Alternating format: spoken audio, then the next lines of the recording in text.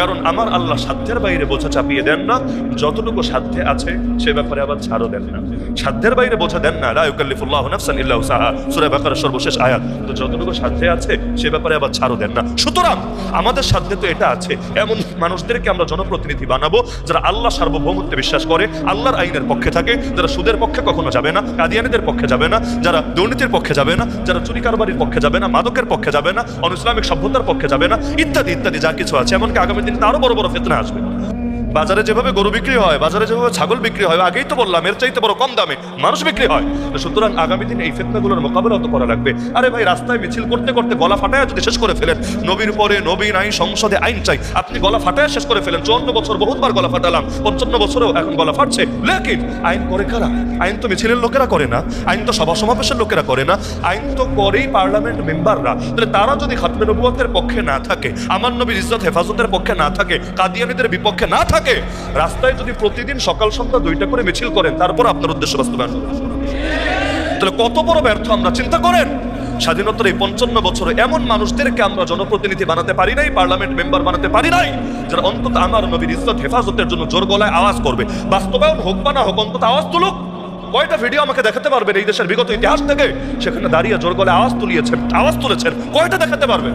বড় দুঃখের কথা। তো রাস্তায় এত গলা ফাটায় কি হবে? যেখানে যেটা দরকার সেখানেই তো সেটা দিতে হবে। সমস্যা মাথায়, তো পায়ের পেছনে এত মেহনত করে কি হবে?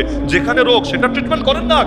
তাহলে ঝামেলা হলো, সারা বছর আন্দোলন করবে, তখন মনে থাকবে, কিন্তু এই সময় আসলে মনে পড়বে না কে আমার নবীর পক্ষে দাঁড়াবে আর কে কাদিয়ানীর পক্ষে দাঁড়াবে।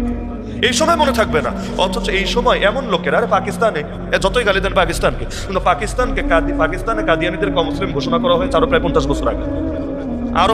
বছর আগে। কিভাবে? রাস্তার আন্দোলন দিয়ে না।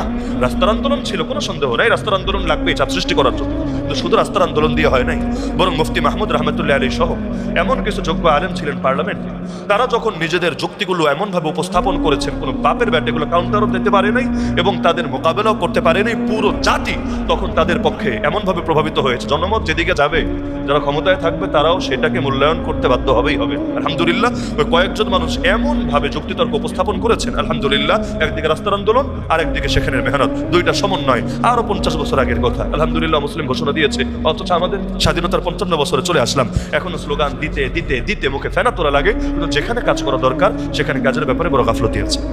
তার কাজ হবে কিভাবে? একজন আগাতে চাইলে 10 জন টেনে পেছনে নামাবে, একজন আগাতে চাইলে 10 জন টেনে পেছনে নামাবে। এমনি তো আমাদের জাতীয় খেলা হাডুডু হয় নাই, জাতীয় খেলা তো আর ব্রিটিশরা চাপিয়ে দেয় নাই, জাতীয় খেলাও পাকিস্তানিরা জোর করে শিখায়া যায় নাই, জাতীয় খেলা তো জাতির খাসলত থেকেই বের হয়েছে। তো জাতির খাসলতের মধ্যে এটা আছে, কোনোভাবে যদি তোরে চান্সে পায়ে যাই রে পাগলা। হাডুডুতে কি হয়? একজন আরেকজনের কোর্টে গিয়ে ঢোকে, তাই না? ওই কোর্টের মধ্যে মনে করেন 8 জন 10 জন আছে, আপনি গেলেন একা, এখন আপনি হাডুডু হাডুডু হাডুডু করছেন, ওই পাশে বাকি সবাই চান্সে কিভাবে ল্যাং মারা যায়, কিভাবে ধপাস করে ফেলা যায়, কিভাবে আছাড় দেওয়া যায়, সবাই মিলে চেষ্টা চালাবে। এবং আপনাকে যদি কোনোভাবে ফেলে দিতে পারে এবং আপনার শ্বাস আপনি আর হাডুডু হাডুডু বলতে পারছেন না, আর মেনে নিয়েছেন, কি যে খুশি হওয়াটা হবে, মাশাআল্লাহ। জাতীয় খাসলতের মধ্যেই জাতীয় খেলাটা বিদ্যমান আছে আমাদের মধ্যেও। দেখবেন কেউ যদি হাট থেকে আছাড় খেয়ে পড়ে যায়, সবার আগে মানুষ হাসবে, ধরবে, পরে হাসবে আগে, আর একটা মুরব্বীও যদি পড়ে যায়, দেখবেন বাচ্চারা হাসা শুরু করে দিয়ে হে হে হে, মানে কি যেন আনন্দের বিষয় হয়েছে। কিন্তু আনন্দের কি হলো? পারলে তারা হেল্প কর, কিন্তু আগে হেসে নিবে কেন? জাতিগত খাসলত এটা। মাছে ভাতে বাঙালি, গোশতে ভাতে বাঙালি তো আর বলে না, ব্রয়লারে ভাতে বাঙালি বলে না, পোল্ট্রি ভাতে বাঙালি বলে না, মাছে ভাতে বাঙালি। মাছের মধ্যেও কিন্তু খাসলতটা আছে। এক মাছ আর এক মাছে খায় না, বড়টা ছোটটাকে গিলে ফেলে না। বাংলাদেশে এগুলো চলে নাকি চলে না? চলে নাকি চলে না? যেই পরিমাণ প্রতিহিংসা, এমনকি একটা শব্দ, এমন পারফেক্ট একটা শব্দ, পৃথিবীর অন্য কোনো ভাষায় এত মধুর শব্দ আছে কিনা আমি জানি না, পরশ্রী কাতরতা। শুনেছেন না শব্দটা? চমৎকার একটা শব্দ। মানে এটা কি ইংলিশে বা আরবিতে আপনি যেই শব্দ দিয়ে আপনি